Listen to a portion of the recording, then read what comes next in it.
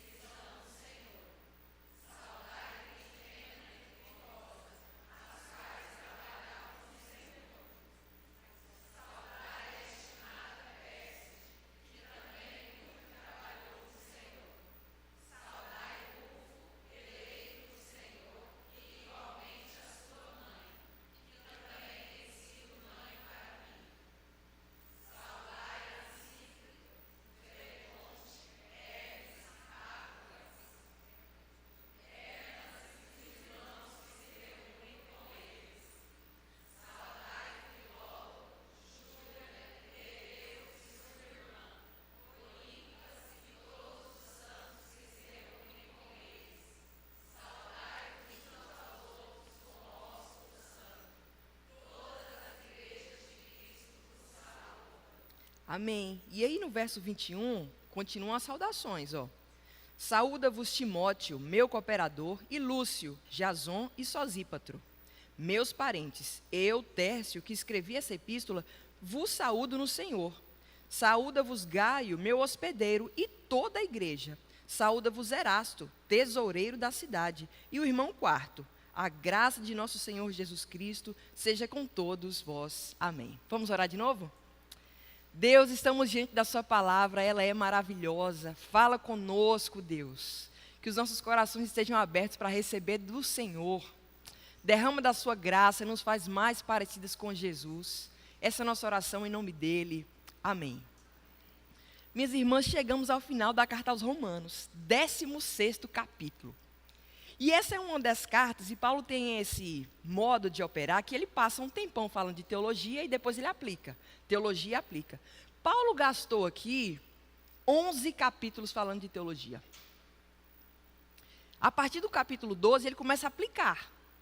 Então, toda a aplicação de Paulo, desse tratado teológico, diz respeito à maturidade. Fala de teologia, ortodoxia, e depois ele vem aqui para os capítulos de ortopraxia, como viver isso. E aí o pastorzão Hernandes Dias Lopes, comentando esse texto, ele diz assim, olha, nós podemos resumir toda a aplicação da carta de Paulo aos Romanos como uma maturidade cristã, que se traduz em relacionamentos. Então ele vai dizer lá, né? Hernandes escreveu um comentário sobre Romanos, e ele já pregou nesse texto também. Quando a gente chega no capítulo 12, logo no começo, fala do nosso relacionamento vertical com Deus. E ele diz, rogo-vos, irmãos, pela misericórdia de Cristo, que apresentei o vosso corpo como sacrifício vivo, santo e agradável a Deus, que esse é o vosso culto racional, relacionamento com Deus. Depois ele pula um pouco ainda nesse capítulo e fala sobre o nosso relacionamento conosco. Que ninguém pense de si mesmo acima do que convém, mas com moderação, na estatura da fé, porque todos nós somos membros do mesmo corpo. Então ele fala assim, não tem espaço para ter crise de autoestima, porque você faz parte do corpo de Cristo. Então ele vai um pouco mais nesse capítulo 12 e fala dos nossos relacionamentos com os nossos irmãos. E diz assim, olha, que o amor de vocês seja sem fingimento, amai-vos cordialmente. Pula mais um pouco dentro desse capítulo e fala dos nossos relacionamentos com os nossos inimigos. Que nós devemos responder ao mal com o bem, dar lugar à ira, não vingueis a vós mesmos. E ele vai descrevendo. Quando termina então o capítulo 12, ele pula para o 13. E tem o quê? Relacionamento com as autoridades. Toda autoridade é constituída por Deus, é por isso que a gente paga imposto, então tem um jeito de a gente se submeter. Quando termina o capítulo 13 e vai para o 14 e 15, continua o relacionamento com quem? Com os irmãos que pensam diferente. Sempre tem uns irmãos que pensam diferente, né? Amém. Só que naquela época, tipo, os irmãos que pensam diferente, assim, esses, não pode comer isso, aquilo ali é pecado, isso é impuro. E Paulo fala assim, gente, algumas pessoas têm a consciência fraca, então a gente tem que suportar os irmãos mais fracos, né? Quando termina o capítulo 15, falou de relacionamentos, é toda a aplicação da carta de Romanos, Paulo vem com essa lista. Saúda-vos, saúda-vos, saúda-vos. Uma rede enorme que Paulo tem. Toda escritura é inspirada, irmã. Isso aqui não é tipo, quero mandar um beijo para minha mãe e para meu pai, especialmente para você. Não é não. Isso aqui é a notícia de Deus para a nossa vida, relacionamentos. Aqui a gente tem uma amostra do que é a rede social do apóstolo Paulo. Que ele é um homem maduro, então aqui a gente tem um recorte de maturidade. Ele vai dizer quem são os relacionamentos dele. Então nós vamos extrair desse texto aqui, como é que Deus pode crescer nos nossos relacionamentos. Amém? Então, há várias coisas aqui que eu queria compartilhar com vocês hoje, sabe? O pastor Tim Keller tem uma série de pregações aí de 1998, acho que só tem o áudio. Mas ele comenta sobre a comunhão cristã, dizendo que os nossos relacionamentos, de o termo comunhão, foi algo que foi esvaziado durante o tempo. Se eu disser para vocês assim, ó, comunhão, o que vem na sua mente? Um monte de irmã comendo salgadinho e bolo, um cafezinho, depois de algum evento. E essa palavra foi se esvaindo, né? Está vazia. E a Bíblia diz que eles permaneciam unânimes em oração, no partir do pão, de casa em casa. E aí, nas palavras do pastor Tim Keller, ele vai dizer o seguinte, olha, a melhor palavra que a gente poderia usar para comunhão hoje, que traduziria melhor, seria amizades espirituais profundas. Relacionamentos espirituais profundos. Isso seria mais entendido no nosso tempo hoje. São relacionamentos espirituais significativos. Quando o Evangelho se instala na nossa vida, o Evangelho cria uma rede de uma comunidade de relacionamentos espirituais profundos. Não só isso, ele nos insere em relacionamentos e nos faz parte de relacionamentos.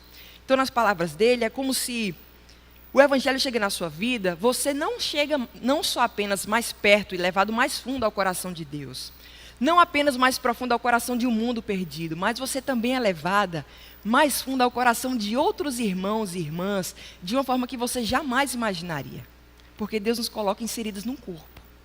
Então nós vamos tratar aqui nessa manhã sobre isso. Qual o primeiro aspecto aqui dessa rede de Paulo, essa rede social de Paulo que eu queria ressaltar com vocês. O primeiro aspecto aqui é que essa é uma rede ampla. É uma rede social ampla. Gente, vocês contaram quantos nomes? Vocês cansaram de ler aqui, né? Paulo saúda em 26 nomes e ainda cita Febe. E aqueles que estão saudando com ele são mais 8 pessoas. É nome para dar com pau, é muita gente. É amplo. A gente tem esse negócio das redes hoje, nós estamos muito conectados às pessoas, mas estamos distantes delas. O que é constatado é que nós estamos mais conectados e mais solitários. Tem um país aí, que eu vi uma palestra, que instalou um Ministério Público da Solidão. E essa é uma realidade também na nossa igreja. Nossas igrejas. E pode parecer o seguinte, que você pode alimentar isso. Não, eu sou assim um pouco mais sozinhona por causa do meu temperamento. Mas isso não é verdade. Porque segundo a Bíblia, e isso aqui aponta para a gente, relacionamentos profundos de qualidade não tem a ver com o seu temperamento. Os temperamentos ajudam na comunicação, mas relacionamentos são uma questão de caráter e maturidade espiritual. É isso que Paulo está mostrando para a gente. Então veja aqui, olha, Deus nos criou para relacionamentos. Deus nos fez a sua imagem e semelhança, porque Deus é um Deus trino.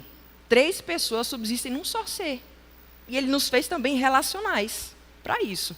Então, quando Deus criou Adão, gente, Gênesis 2, tá? Não tinha pecado no mundo. É bom, é bom, é bom, é bom. Opa, não é bom que o homem esteja só. A palavra homem ali, Adam, do hebraico, também é traduzida como humanidade. Adam significa humanidade. Então, não é bom que o ser humano esteja só. Não apenas um homem macho esteja só, certo? A palavra ali mais literal é humanidade também, né? Para a gente entender de forma mais ampla.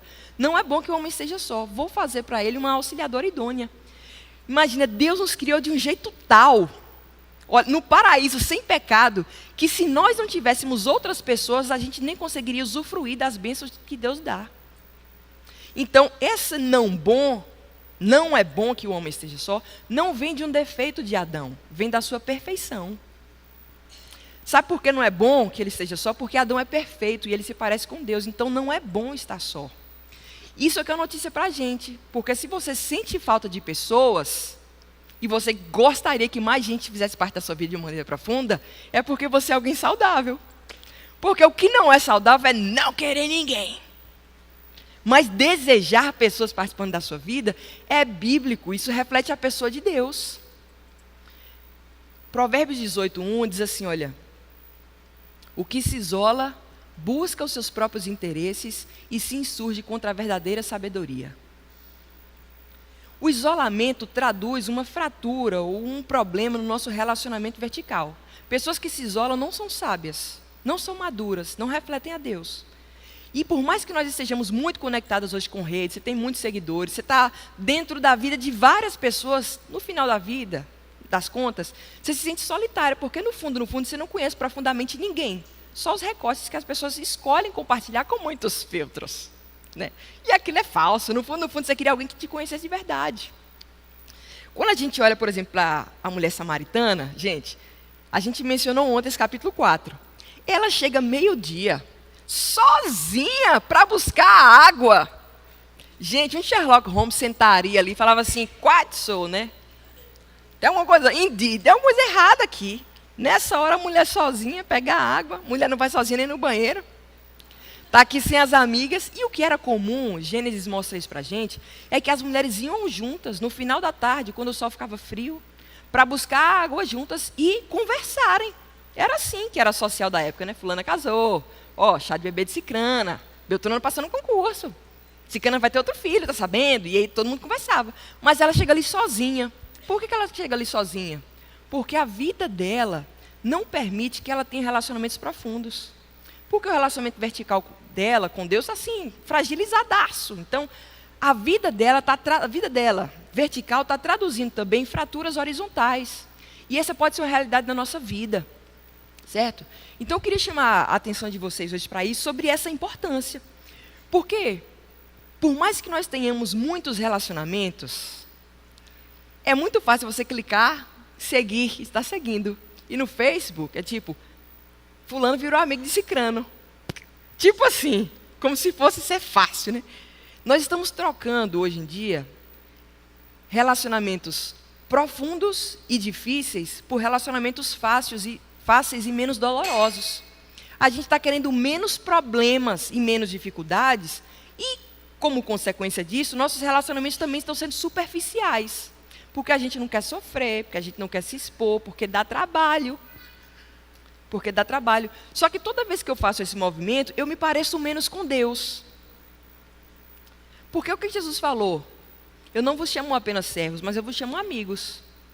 Porque o servo não sabe o que faz o seu senhor, mas o amigo, ele compartilha tudo. Eu tenho compartilhado tudo que o Pai me revelou com vocês. Ele fala assim, não existe amor maior do que esse, o que dá vida pelos seus amigos. Vai dar muito trabalho isso. Você sabe que Agostinho de Hipona, né? Ele foi um teólogo, ele nos influenciou muito. E aí nas Confissões ele conta a história assim, que ele tinha um amigo que era muito chegado dele, mas era um amigo assim do coração. Quando esse homem morreu, ele entrou numa depressão tão profunda que ele perdeu um amigo dele. E ele escreve nas Confissões assim, é isso que dá, a minha versão, tá? NVM, tá? Nova versão de Mariana, né? É isso que dá entregar o coração para alguém que não seja Deus. No fundo, sempre fratura e sempre há uma decepção e grande dor. E ele escreve nas Confissões. Aí C.S. Lewis lê as Confissões de Agostinho anos depois, tá? Séculos. E fala assim, por favor, né, Agostinho? Se você me disser que não vale a pena amar porque você vai se ferir, pelo amor de Deus. O amor é sofredor. Sabe o que a gente quer? A gente quer não sofrer, então a gente escolhe não amar. Só que quando a gente não ama, nós não parecemos com Deus. O amor é sofredor. Então, numa frase de C.S. Lewis, ele diz assim, olha, se você não quiser sofrer, pega o seu coração e coloca numa urna, num caixão bem fechado. Ele não vai ter nenhum problema. Com o decorrer do tempo, ele não vai se quebrar, mas ele vai se tornar inquebrantável. E ele vai se transformar, entende? Então, quanto mais você proteger o seu coração, mais você o estraga. Porque, de fato, Deus nos deu um coração para amar. Gente, o amor é sofredor. E a Bíblia diz o quê? Que a essência de Deus é? Amados, amemo-nos uns aos outros, porque o amor vem de Deus, e tudo que ama é nascido de Deus e conhece a Deus. Aquele que não ama não conhece a Deus, porque Deus é amor. Vai dar trabalho? Vai. Vai ser doloroso? Vai. Mas é assim que é. Do contrário, eu não pareço com Deus. Olha, quanto menos eu desejar pessoas participando da minha vida porque dói, quanto menos eu desejar dar satisfação e prestar contas, quanto menos eu desejar que outras pessoas saibam das minhas feridas, quanto menos eu desejar que as pessoas se intrometam na minha vida para que eu preste contas, menos parecido com Jesus eu sou. Se nós desejarmos de fato que Deus cresça na nossa vida, nós não vamos nos separar de pessoas. Ao contrário, a gente vai se relacionar mais com pessoas. E aqui a rede social de Paulo é muito ampla. É muita gente. Então a maturidade vai no sentido de trazer pessoas para dentro da sua vida e fazer parte da vida de outras pessoas. Porque amizades espirituais profundas é o seguinte, ó. Você vai notar que precisa delas no momento mais difícil. E pode ser nessa hora que você perceba assim, eu não tenho. É tipo, já mergulhou bem profundão assim? No dia a dia, você não fica... Ninguém que chega hoje, eu duvido, né? Fala assim... Deus, que ar maravilhoso que eu respiro. Porque está sempre aí. Mas mergulha um pouco, assim, fica embaixo da piscina um pouco, nadando. Quando você sobe, você dá valor àquilo. E é nas nossas maiores dificuldades e aflições que a gente percebe que... Meu Deus, eu preciso de amigos. É nessa hora... Tipo a história da Vanessa aqui. Vanessa tinha uma rede, irmãs. E ela não se tornou conhecida por causa das dificuldades. Os amigos dela foram acionados. E ela já tinha uma rede antes, que a socorreu. E sabe assim o que é triste? Às vezes não é nem a pessoa não ter ninguém no momento de dificuldade.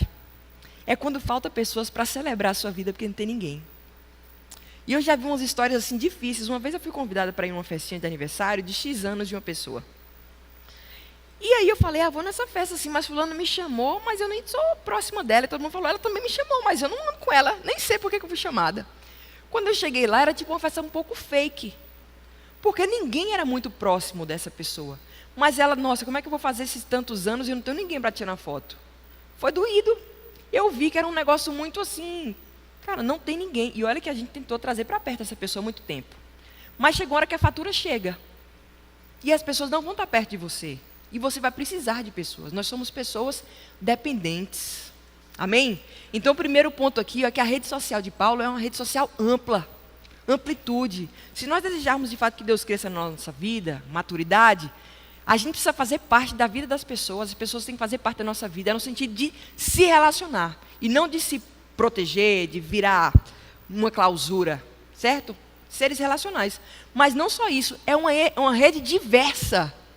Gente, aqui na lista que Paulo citou, tem homem, tem mulher, tem judeu, tem gentil, tem gente de posses aqui, tipo Febe, que é protetora de Paulo. A palavra protetora aqui no original é patronese, ou seja, ela patrocinava e cobria Paulo em vários esforços. Gaio, que é o hospedeiro, ele tinha uma casa e cobria com seus recursos.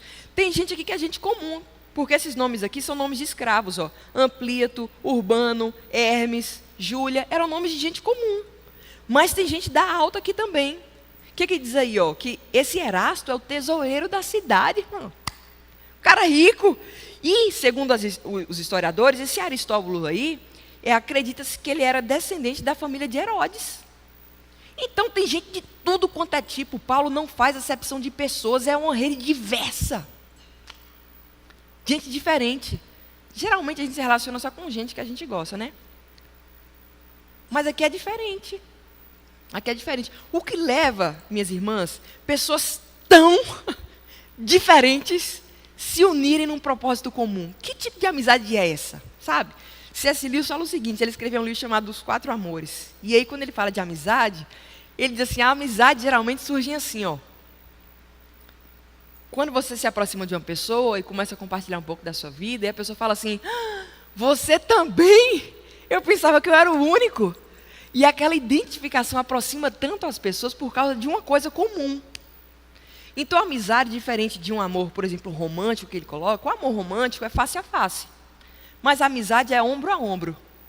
Então, o que os amigos fazem? Eles estão olhando para um objetivo comum. Os amigos, geralmente, eles têm algo que eles desejam em comum. E isso os coloca na mesma caminhada unidos. Então, ele diz assim, olha, quem não tem destino não pode ter companheiro de viagem. O que essas pessoas têm em comum? Elas amam Jesus.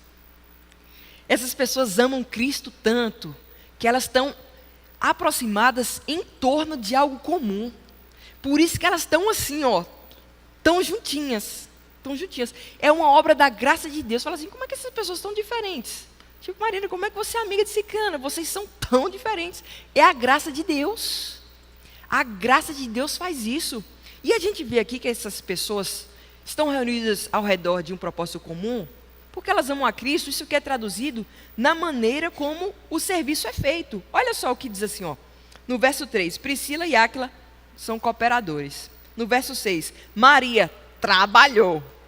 9, Urbano, meu cooperador. 12, Trifena e Trifosa trabalharam. No verso 21, Técio Amanuense, é o cara que escreve a carta. No verso 22, Timóteo é cooperador.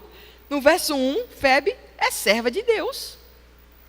Está todo mundo servindo aqui. Todo mundo está servindo. Você sabe que muito do nosso distanciamento é porque a gente não quer servir. A gente só quer consumir liturgia. Então você vem assistir o culto como se fosse ir no supermercado espiritual. Recebe a palavra e vai embora. Minha irmã, você não vai crescer espiritualmente se você não relacionar-se com outros irmãos e se envolver no serviço de Deus. Você precisa de outras pessoas. Paulo está traduzindo isso aqui. Todo mundo da rede de Paulo está envolvido no serviço. É um povo que trabalha muito. O que essas pessoas têm em comum? Elas têm um serviço, elas amam a Deus. Quando o nosso coração se inflama por Jesus, se inflama por Deus, as pessoas cujo coração também são inflamados por Jesus vão se aproximar de nós com mais facilidade. Sabe o que é mais esperado que aconteça? Que quando seu coração se inflamar por Deus, você tende a ter amizades espirituais. Tem aquela historinha, né, que eu vou traduzir, que diz assim, o coração de uma mulher tem que estar tão bem guardado em Deus, que um homem deverá procurar Deus para encontrar. Não é verdade? Isso vale para amizades espirituais também. Essas amizades assim que você pode contar, é gente crente, que ama Jesus, que quer servir a Deus. Então, olha só aqui, ó, a hackeada do verso. Pode ser Pode ser que talvez nós não tenhamos tantas amizades espirituais profundas, porque a gente não tem uma amizade tão profunda com Deus. Porque se a nossa amizade com Deus, o nosso desejo por Ele for profundo, outras pessoas que o desejam também vão se aproximar de nós, porque esse é o nosso objetivo comum e o nosso propósito comum. Então, para pensar isso e sondar um pouco a sua vida, sabe? Será que, de fato, eu desejo Deus a ponto de outras pessoas que o desejam também se aproximarem de mim? É uma rede diversa. Gente que não gosta do que você gosta. Gente que tem um temperamento totalmente diferente do seu. Você é expansiva, a pessoa é retraída. Você gosta de cores quentes, a pessoa gosta de cores frias. Você gosta de proteína, a pessoa gosta de doce. Às vezes você vota no candidato X, a pessoa vota em Y. E amém, glória a Deus. Gente diversa, você passa férias em Cancún e a pessoa vai para Caldas Novas. E está tudo bem, porque Jesus é o centro. Amém?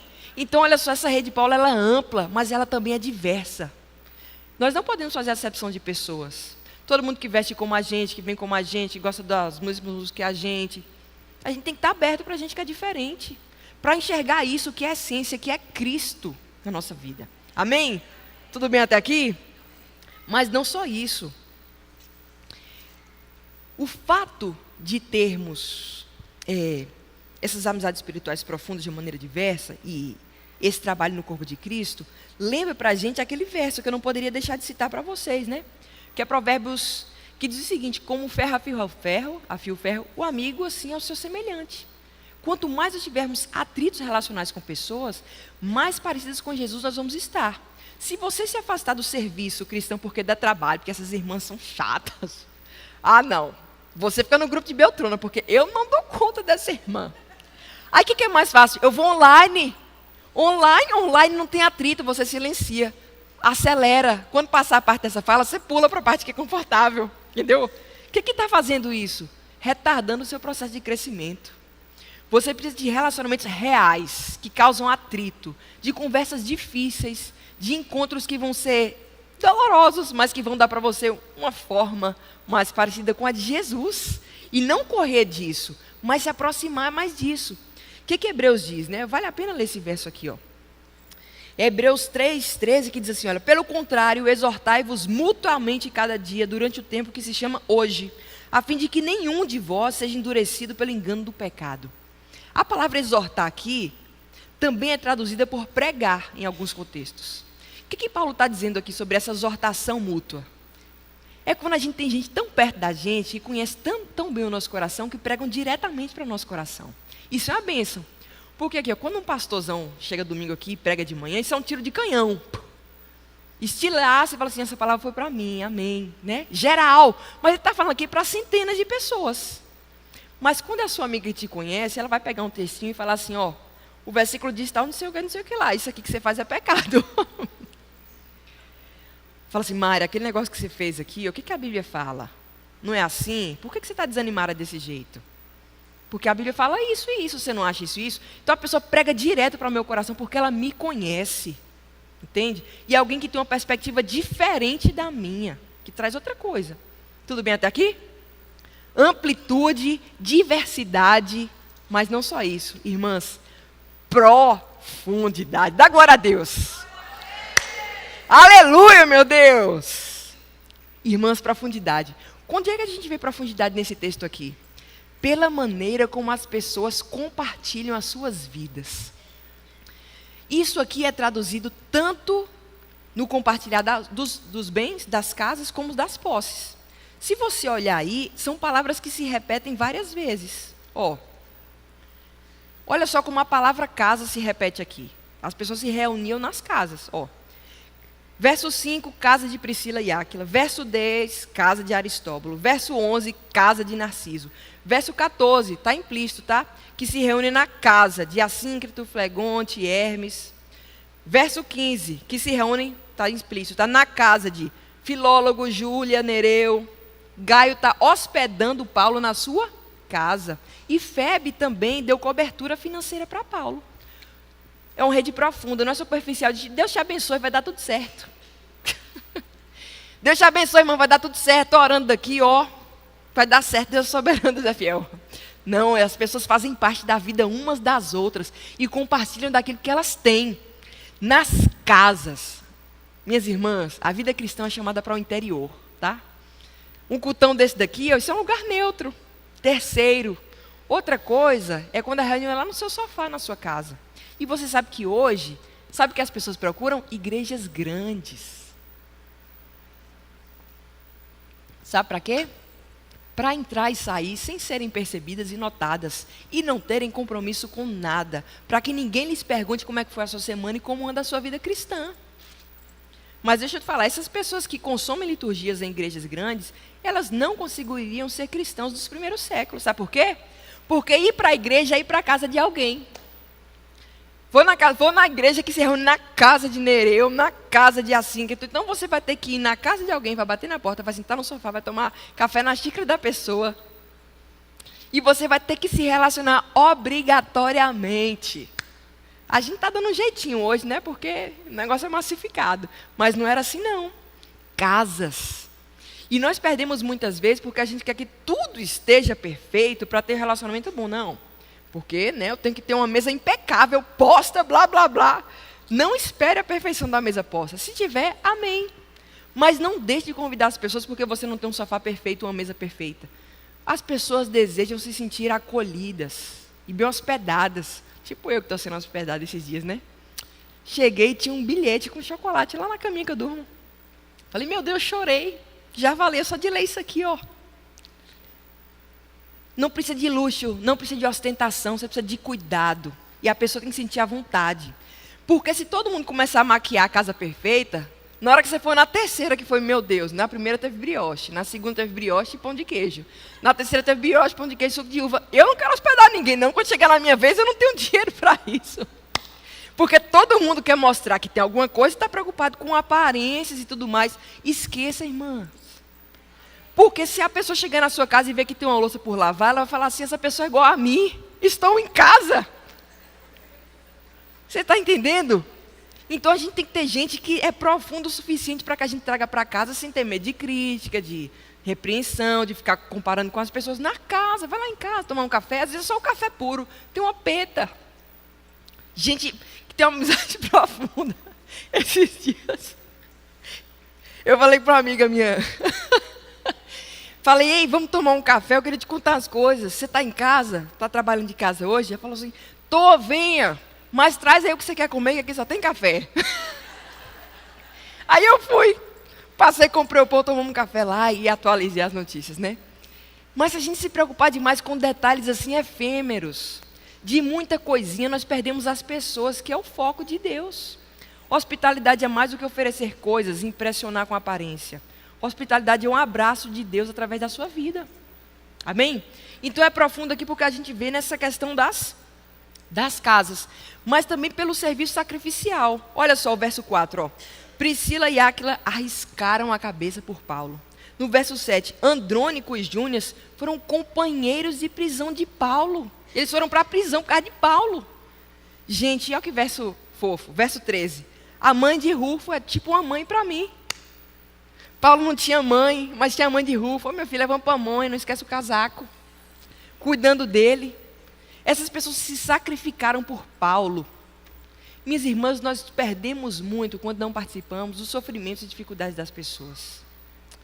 Eu tive experiência recente aí de acompanhar muitas pessoas em escala de hospital, sabe? Geralmente uma mãe grávida, segurando para não ter um filho, porque estava, né, muito precoce. De bebês em UTI, e entra em escala, e você leva uma pessoa...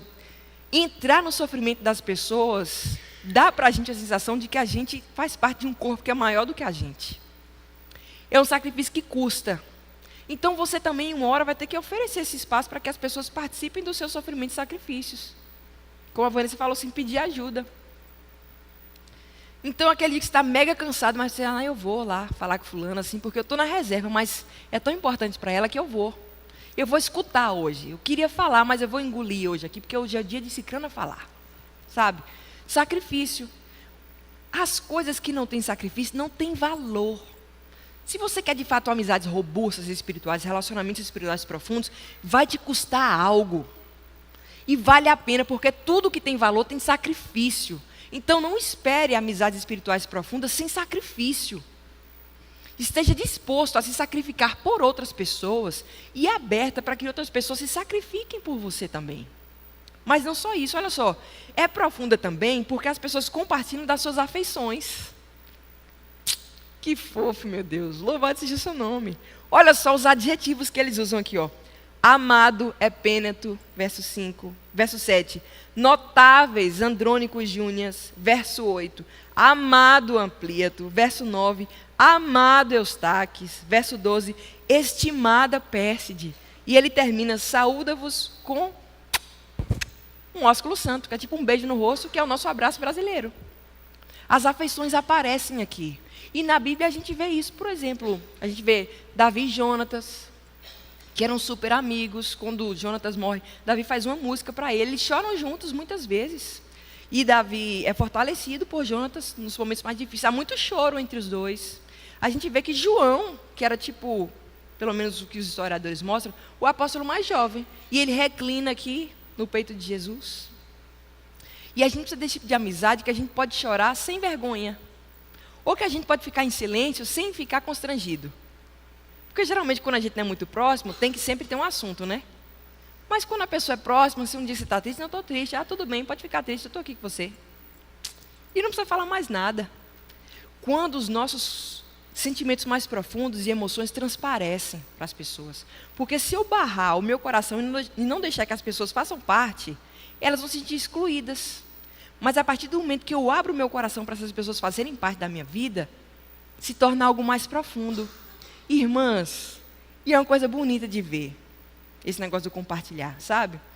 Porque Jesus fala assim, já não chamo vocês mais servos, mas amigos, porque amigos falam tudo. E eu falei para vocês tudo que eu tenho falado do Pai.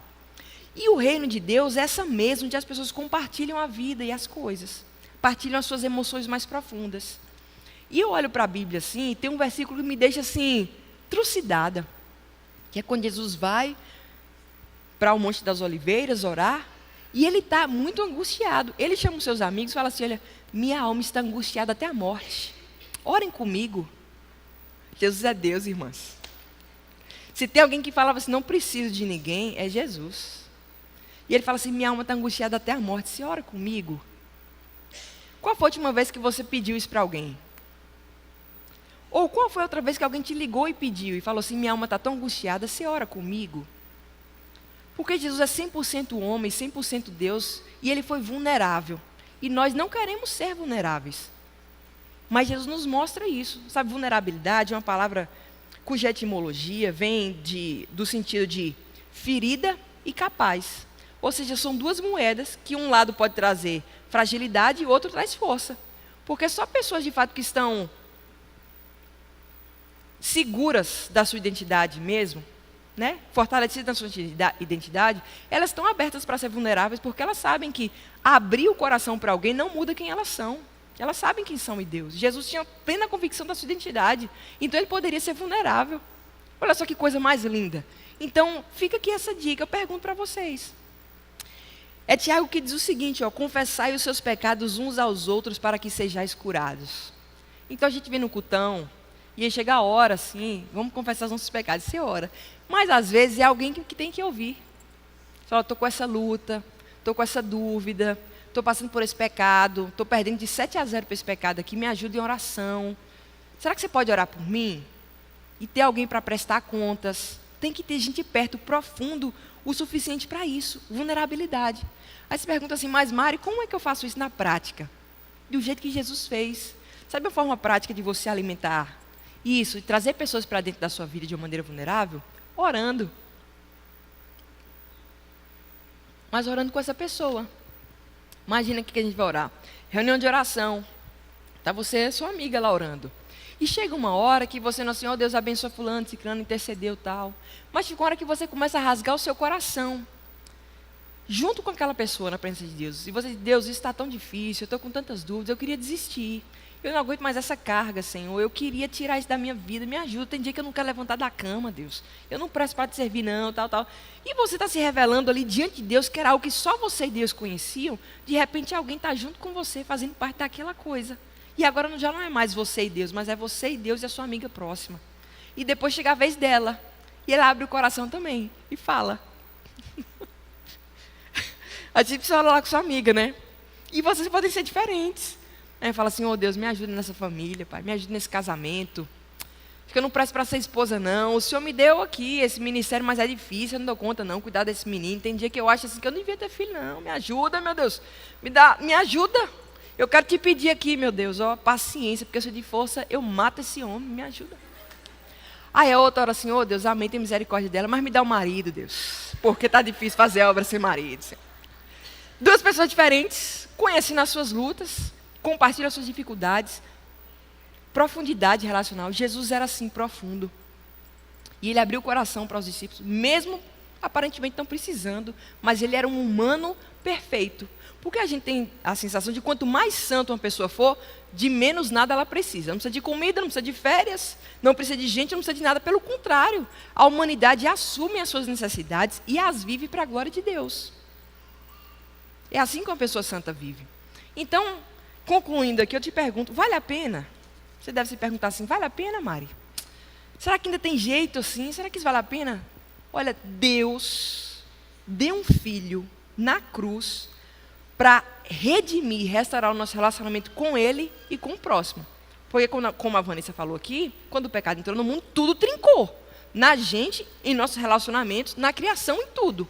Deus vem e manda um filho e restaura verticalmente, e depois que é restaurado verticalmente, restaura horizontalmente. Custou um Jesus. Então aqui, para que houvesse um amado Epêneto, amado fulano, amada Nair, amada Bela.